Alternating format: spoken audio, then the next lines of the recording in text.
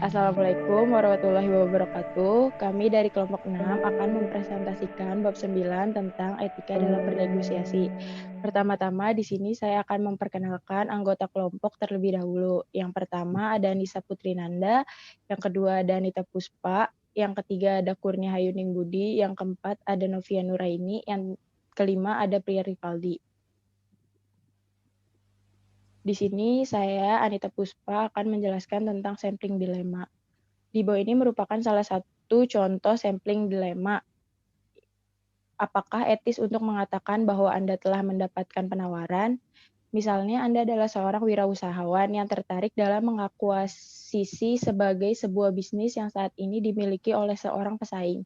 Namun pesaing Anda tidak menunjukkan ketertarikan baik untuk menjual maupun menggabungkan dengan perusahaan Anda.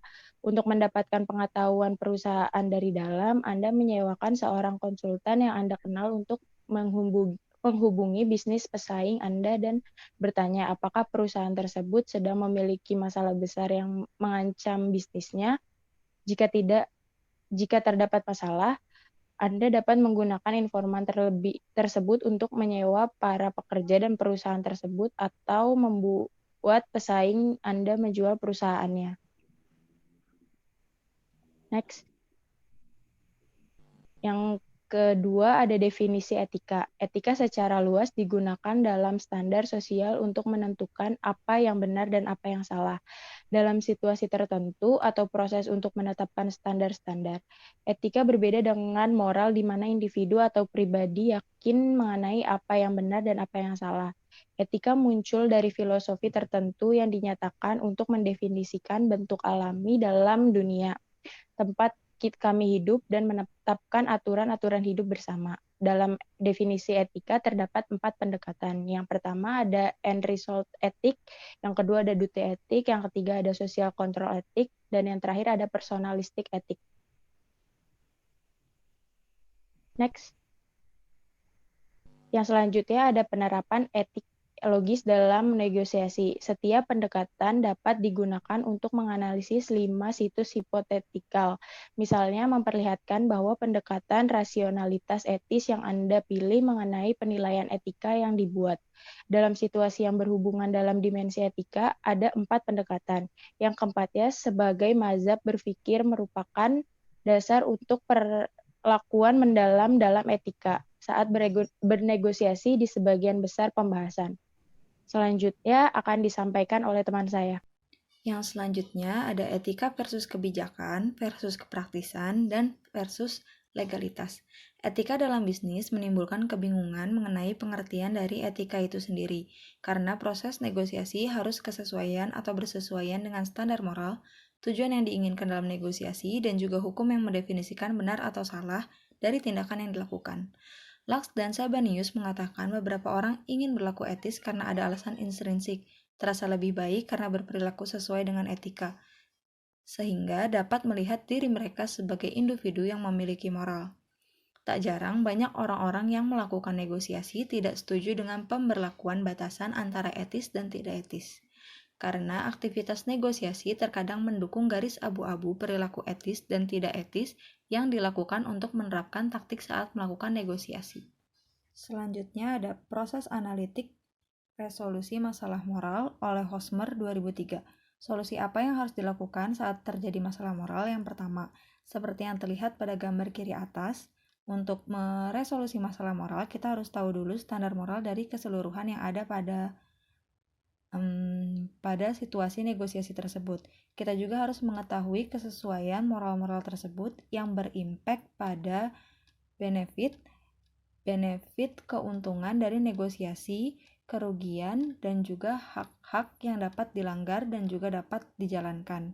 Setelah itu, untuk meyakinkan dalam proses negosiasinya, kita juga harus memikirkan dampak hasil ekonomi karena dalam proses negosiasi pasti yang diinginkan adalah profit. Lalu selanjutnya mempertimbangkan taktik yang sah yang masih dapat digunakan selama proses negosiasi itu berlangsung. Yang ketiga, menilai pihak-pihak mana yang terlibat berdasarkan apa yang benar. Nah, untuk mengetahui apa yang benar ini, sesuai dengan apa yang sudah disebutkan oleh Anita, terdapat 4 pendekatan rasionalisasi etika. Yang pertama ada end result ethic atau pendekatan end result ethic menunjukkan pertimbangan kebenaran sebuah tindakan berada pada konsekuensi akhir atau akibat dari tindakan yang dilakukan. Maksudnya kayak gimana? Maksudnya end result ethic ini menjunjung tinggi apa yang dianggap benar dan berakibat kebaikan, maka taktik apapun walaupun melanggar prinsip etik, maka itu adalah benar. Prinsip-prinsipnya, satu pihak harus mempertimbangkan semua konsekuensi yang muncul. Tindakan akan tampak benar apabila tindakan tersebut membawa kebahagiaan, dan tampak salah apabila tindakan tersebut membawa kesedihan. Kebahagiaan didefinisikan sebagai bukti dari kesenangan dan hilangnya kesusahan. Promosi atas kebahagiaan merupakan tujuan utama. Kebahagiaan kolektif atas semua perhatian merupakan tujuan yang ingin dicapai. Selanjutnya ada duty ethics atau kebenaran sebuah tindakan ditentukan oleh pertimbangan obligasi untuk menetapkan prinsip dan standar secara umum. Jadi ini merupakan kebalikan dari end result ethic. Dan juga duty ethic ini merupakan semua tindakan yang kita lakukan dalam proses negosiasi harus berlandaskan hukum atau etika yang berlaku di lingkup sosial. Apapun yang terjadi, mereka tidak boleh melakukan kecurangan atau sesuatu yang melanggar etika. Prinsip-prinsipnya, hubungan manusia harus dibina dengan prinsip moral utama. Yang kedua, individu harus mempertahankan prinsip mereka dan kembali mempertahankan diri mereka dengan aturan. Kepantasan yang tidak terbatas merupakan adanya sebuah kebaikan daripada sebuah kesenangan. Tidak boleh merubah hukum moral agar sesuai dengan tindakan kita. Mengubah tindakan agar sesuai dengan hukum moral. Maksudnya kayak gimana? Jika ada karyawan sebuah pabrik yang mengeluh akan kenaikan gaji dan mogok kerja, kita tidak boleh berbohong hanya agar karyawan-karyawan tersebut kembali bekerja. Kita harus tetap merundingkannya dengan cara yang etis, tidak berbohong, tidak melanggar etik, tetapi tetap mencapai negosiasi yang baik untuk keduanya. Selanjutnya. Ya. Yang ketiga itu ada social control ethics, maksudnya standar etika yang ketiga ini menyatakan bahwa kebenaran tindakan ditentukan oleh kebiasaan dan norma sosial dari sebuah masyarakat. Etika kontrak sosial fokus pada apa yang tiap individu harus lakukan terhadap komunitas mereka, negara, organisasi, lingkungan, dan sebagainya. Dan apa yang sebaliknya akan atau seharusnya mereka dapatkan. Etika kontrak sosial akan menggambarkan perilaku apa yang sesuai dalam konteks negosiasi dalam hal apa yang mereka dapatkan dari satu sama lainnya. Nah, ada prinsip-prinsipnya. Yang pertama itu orang-orang harus berfungsi dalam kehidupan sosial, konteks masyarakat untuk bertahan. Yang kedua, masyarakat menjadi tubuh moral untuk mengukur aturan awal. Selanjutnya, tugas dan obligasi mengikat masyarakat dan individu satu sama lain. Lalu, apa yang baik bagi kebaikan umum menentukan standar tetap.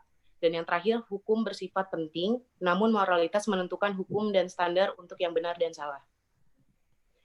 Yang keempat, ada personalistic ethics. Personalistic ethics menyatakan bahwa setiap orang harus memutuskan apa yang benar untuk diri mereka sendiri berdasarkan kata hati mereka. Apapun kata hati itu, katakan pada mereka. Kata hati seseorang terlalu dangkal dan terbatas sebagai standar etika untuk digunakan pada konteks sosial yang luas seperti organisasi. Personalistic ethics tidak memberikan mekanisme untuk menyelesaikan masalah ketika dihadapkan pada konflik antar individu untuk menyatakan mana yang benar atau sesuai. Nah, ada juga prinsip-prinsipnya, seperti pertama, posisi kebenaran ditentukan dalam eksistensi manusia. Yang kedua, kemampuan dalam diri seseorang yang membuat mereka dapat menunjukkan rasa kemanusiaan dan untuk memutuskan yang benar atau salah. Yang ketiga, ada aturan keputusan personal merupakan standar tak terbatas. Yang keempat, mengejar tujuan prestise dengan kesan tak menunjukkan tindakan tersebut yang membawa ke arah akhir yang tersembunyi. Yang kelima, tidak ada formula absolut untuk kehidupan. Dan yang terakhir, salah satu pihak harus mengikuti kelompok lain namun juga bertahan pada apa yang individu percaya. Di selanjutnya, akan membahas mengenai perilaku etika yang muncul dalam berorganisasi. Mengapa beberapa negosiator memilih menggunakan taktik yang tidak etis? Jawaban pertama yang muncul dalam benak banyak orang adalah bahwa banyak negosiator memiliki perilaku korup, buruk, dan immoral. Maka seorang negosiator menganggap lawannya yang menggunakan taktik tidak berprinsip, yang tidak etis, berorientasi pada keuntungan, atau akan menggunakan berbagai taktik untuk mendapatkan apa yang mereka inginkan. Sebaliknya, ketika mencoba untuk menjelaskan mengapa Anda sebagai organisator menggunakan taktik yang sama, Anda akan cenderung mengatakan bahwa Anda menjunjung tinggi prinsip, namun memiliki alasan yang akal untuk menggunakan taktik yang tidak benar sama sekali. Dalam bagian ini, kami membahas taktik negosiasi membawa isu-isu etis ke dalam pembahasannya. Pertama, kami membahas apa yang kami sebut sebagai taktik etika ambigu, dan kami menghubungkan etika negosiator dengan isu mendasar tentang pemberitahuan kebenaran. Kemudian, kami menjelaskan penelitian yang dilakukan untuk mengidentifikasi dan mengklarifikasi taktik semacam itu, dan diakhiri dengan contoh yang menggambarkan proses pengambilan keputusan negosiator dengan kemungkinan penggunaan taktik semacam itu. Selanjutnya. Taktik etika ambigu. Penggunaan frase etika ambigu menggambarkan kehati-hatian dalam memilih kata. Kebanyakan isu etika dalam bernegosiasi berhubungan dengan standar dalam memberitahukan kebenaran, seberapa tersembunyi atau terbuka seorang negosiator seharusnya. Fokus perhatian di bagian ini lebih kepada apa yang negosiator katakan atau apa yang mereka lakukan. Next. Di sini ada kapankah legal untuk berbohong. Dalam kriteria Golden Rule, berbohong diperbolehkan atau legal jika hal tersebut merupakan satu-satunya cara untuk mencegah bahaya yang lebih besar. Teknik ini didesain untuk memperbaiki posisi sendiri tanpa melakukan sesuatu yang merugikan atau membahayakan pihak lawan. Biasanya melibatkan resource yang dimiliki, misalnya expertise, finansial, dan aliansi. Next. Identifikasi penggunaan taktik dan perilaku ambigu. Apakah taktik yang ambigu secara etika? Taktik yang ambigu secara etika adalah tipu daya dan dalih yang terjadi di dalam negosiasi yang mungkin muncul dalam beberapa bentuk. Berikut contoh-contoh dari taktik tersebut. Yang pertama ada penawaran kompetitif tradisional. Contohnya yaitu tidak memberitahukan kemudahan Anda, membuat penawaran pembukaan yang berlebihan. Selanjutnya yaitu ada manipulasi emosi. Contohnya pura-pura marah, takut, kecewa, bahagia, puas. Selanjutnya ada penafsiran yang salah. Contohnya yaitu mendistorsikan informasi atau kejadian dalam negosiasi ketika menjelaskannya pada orang lain. Selanjutnya yaitu ada penafsiran terhadap jaringan kompetitor. Contohnya merusak reputasi kompetitor dengan rekannya. Lalu pengumpulan informasi yang keliru. Contohnya penyuapan, infiltrasi, memata-matai, dan lain-lain. Yang terakhir yaitu ada menindaklanjuti. Contohnya janji yang tidak tulus atau ancaman. Next.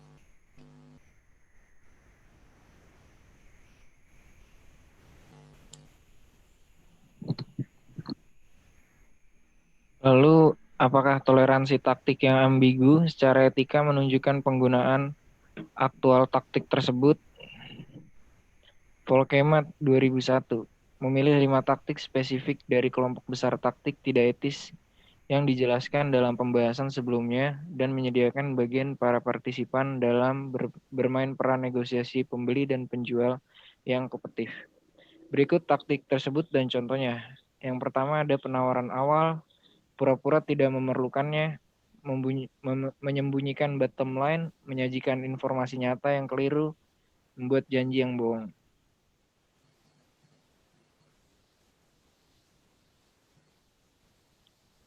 Apakah boleh menggunakan taktik yang ambigu secara etika?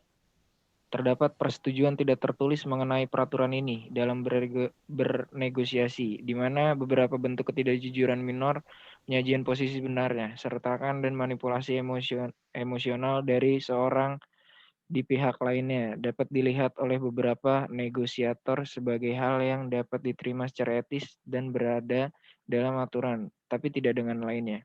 Sebaliknya, penipuan dan pemalsuan absolut biasanya dianggap melanggar aturan. Mengapa menggunakan taktik menipu? Yang pertama itu motifnya itu awalnya gara-gara kekuatan, lalu ada motif lainnya yaitu bersikap tidak etis.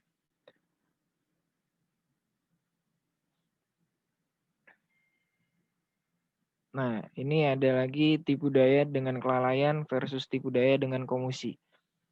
Penelitian yang dilakukan oleh Corner dan Carneval tahun 1997 yang meneliti kecenderungan para negosiator untuk melakukan salah tafsir terhadap ketertarikan mereka pada masalah nilai. Masalah di mana kedua belah pihak mencari hasil yang sama. Secara keseluruhan, 28% dari subjek penelitian tersebut disimpulkan bahwa 28% subjek peneliti melakukan salah penafsiran terhadap ketertarikan pada nilai yang sama sebagai usaha untuk mendapatkan konsensi dari pihak lainnya. Peneliti menemukan bahwa para negosiator menggunakan dua bentuk penipuan ketika berbohong mengenai minat mereka pada nilai yang sama, kesalahan penafsiran dengan kelalaian, dan kesalahan penafsiran dengan komisi.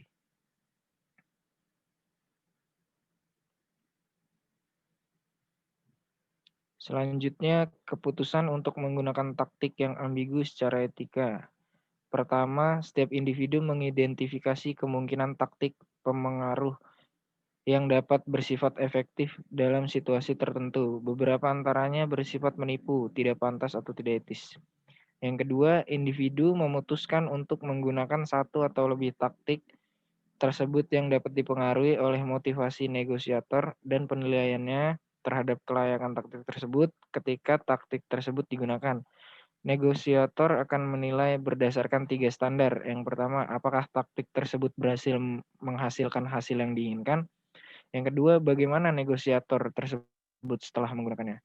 Lalu yang ketiga ada bagaimana negosiator tersebut akan dilihat atau dinilai oleh pihak lain atau pihak netral. Sekian presentasi kelompok kami. Jika ada kesalahan, kami mohon maaf. Dan jika ada pertanyaan, bisa dituliskan di kolom komentar. Terima kasih. Wassalamualaikum warahmatullahi wabarakatuh.